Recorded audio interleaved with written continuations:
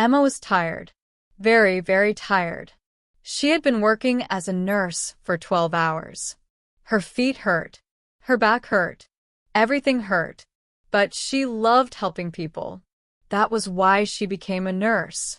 It was her last day at City Hospital.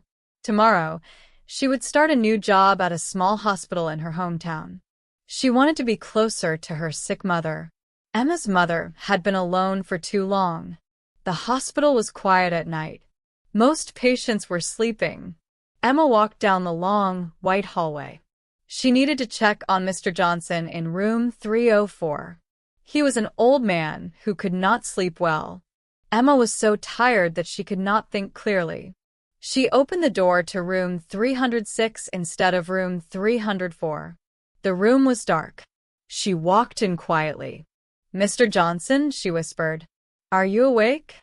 A deep voice answered from the bed. "Stay. "I've been waiting for you." Emma stopped. That was not Mr. Johnson's voice. This voice was young and strong. She turned on the small light near the bed. The man in the bed was not old Mr. Johnson. He was young, maybe 30 years old. He had dark hair and beautiful green eyes. Even lying in the hospital bed, Emma could see he was very handsome. But he looked sad and lonely. "I'm sorry," Emma said quickly. "I made a mistake. I'm in the wrong room." "Please don't go," the man said softly. "I know you don't know me, but I've been lying here for days, and no one comes to visit me. You're the first person who seems kind." Emma looked at his chart. His name was Alexander Stone. She knew that name. Alexander Stone was one of the richest men in the city. He owned many businesses. But why was he here alone? "You're Alexander Stone," Emma said. "The billionaire." Alexander smiled sadly. "Yes, that's me. But money cannot buy everything. It cannot buy real friends. It cannot buy love. And it cannot buy health." Emma sat down in the chair next to his bed. Something about him made her want to stay. "What happened to you?" "I had a bad car accident 2 weeks ago," Alexander explained. "I broke my leg and hurt my back. The doctors say I will be fine, but I need to rest for a long time. My business partners only care about my money. My family, well, I don't have real family anymore." Emma felt sorry for him. Here was a man who had everything money could buy, but he was alone and sad. "I'm Emma," she said. "I'm a nurse here." "Well, today is my last day. Where are you going?" Alexander asked. He seemed truly interested. "Back to my hometown," Emma said. "My mother is sick, and she needs me. I got a job at a small hospital there." They talked for an hour. Emma forgot all about being tired. Alexander was funny and smart. He asked her about her dreams, her family, and her life. No one had ever listened to her like that before. When Emma finally left his room, she felt different. Happy but also confused. The next morning, Emma went to say goodbye to her friends at the hospital. She also wanted to check on Alexander before she left.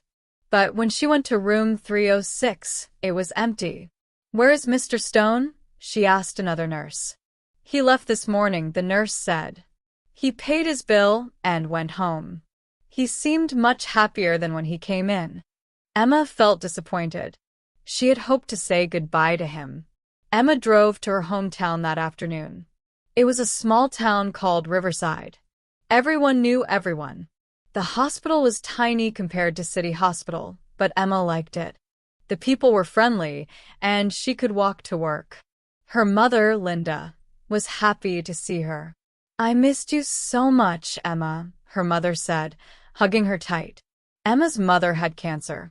She was getting better, but she still needed help with many things. Emma was glad she could be there for her. 3 weeks passed. Emma loved her new job and spending time with her mother. But sometimes, late at night, she thought about Alexander. She wondered if he was still lonely. She wondered if he remembered their conversation. One day, Emma was shopping at the small grocery store in town. Mrs. Chun, who owned the store, was very excited. Emma, Mrs. Chun said, "Did you hear the big news? Someone bought the old mansion on Riverside Road. They say it's a very rich man from the city." Emma was curious, but she was also busy. Her mother needed medicine, and she had to work that evening. That weekend, Emma decided to take a walk by Riverside Road. She wanted to see the old mansion. It was a beautiful house, but it had been empty for years. Now there were workers everywhere. They were painting and fixing things. Emma saw a man talking to the workers. He had his back to her, but something about him looked familiar. When he turned around, Emma could not believe her eyes. It was Alexander. Their eyes met across the garden. Alexander smiled the biggest smile Emma had ever seen. He ran to her. "Emma, I found you," he said. "Alexander, what are you doing here?" Emma asked. She was so surprised she could barely speak. "I came here for you," Alexander said simply. "After you left the hospital, I realized something. For the first time in my life, I met someone who cared about me as a person, not as a billionaire. You made me feel human again." Emma's heart was beating very fast. "But how did you find me?" "Before we start, we'd love for you to watch the story carefully and, at the end, rate it from 1 to 10 in the comments. Your opinion helps us understand what kind of stories you enjoy and guides us to create even better content for you." "I asked the hospital where you went," Alexander said. "Then I asked around town until I found out where you lived. I bought this house because I want to stay here. I want to be near you." Emma could not believe it. "You bought a house just to be near me? But Alexander, you don't really know me." "I know enough," Alexander said. "I know you're kind. I know you care about your mother. I know you make people feel better when they're sad. I know that when I'm with you, I feel happy for the first time in years." Emma looked into his green eyes. She could see that he was telling the truth. "But what about your business?"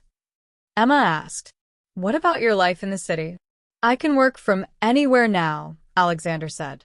"And my life in the city was empty. I had money, but I wasn't living. I was just existing."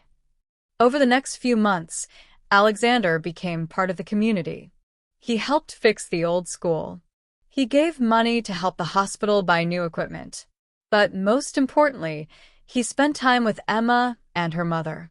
Linda loved Alexander. "He's a good man, Emma," she told her daughter. "And he loves you very much." Emma could see that too. Alexander brought her flowers every day. He helped her take care of her mother.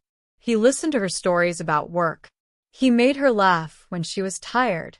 One evening, 6 months after Emma had walked into the wrong hospital room, Alexander took her to their special place by the river. "Emma," he said, getting down on one knee, "that night in the hospital, you saved my life. Not because you're a nurse, but because you showed me what real love looks like. Will you marry me?" Emma looked at the beautiful ring in his hands. But more than that, she looked at his face. She saw love, hope, and happiness. "Yes," she said, tears of joy in her eyes. "Yes, I will marry you." They had a small wedding in Riverside. Emma's mother was healthy enough to dance at the wedding. The whole town came to celebrate. After the wedding, Alexander and Emma bought a bigger house so Linda could live with them. Alexander still ran his businesses, but now he worked from home most of the time. Emma kept working at the hospital because she loved helping people. 1 year later, Emma was pregnant with their first child. She was so happy. But the best part was that her mother was completely healthy now. The cancer was gone. "Do you ever think about that night?" Emma asked Alexander as they sat on their porch, watching the sunset. "Every day," Alexander said, holding her hand. "I think about how lucky I am that you walked into the wrong room." "It wasn't the wrong room," Emma said, smiling. "It was exactly the right room. It was where I was supposed to be. Alexander kissed her forehead. I love you, Emma Stone. I love you too, Emma said. As they watched their neighbors walking by, waving and smiling, Emma thought about how much her life had changed. She had gone to the city looking for a better job. Instead, she found something much better. She found love, family, and a place where she truly belonged. Sometimes the best things in life come when you least expect them. Sometimes you have to walk into the wrong room to find the right person.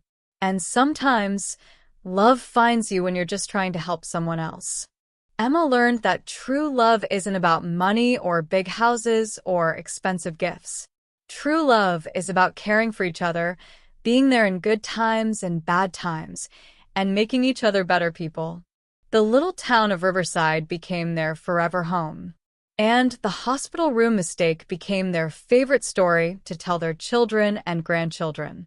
Remember, Emma would always say at the end of the story, sometimes getting lost is just another way of finding your way home. Years later, when people asked Alexander what made him happiest about his life, he would always say the same thing. The night a tired nurse walked into my room and changed everything. Money made me rich, but Emma made me truly wealthy. And Emma would always add, I thought I was going to help a patient that night. But really, we helped each other find what we were both looking for, someone to love and someone to love us back. They lived happily ever after in their small town, proving that the greatest love stories often begin in the most unexpected places. Now that you've seen the whole story, we would really appreciate it if you rate it from 1 to 10 in the comments. Your thoughts help us improve and make sure we bring you the kind of stories you truly enjoy.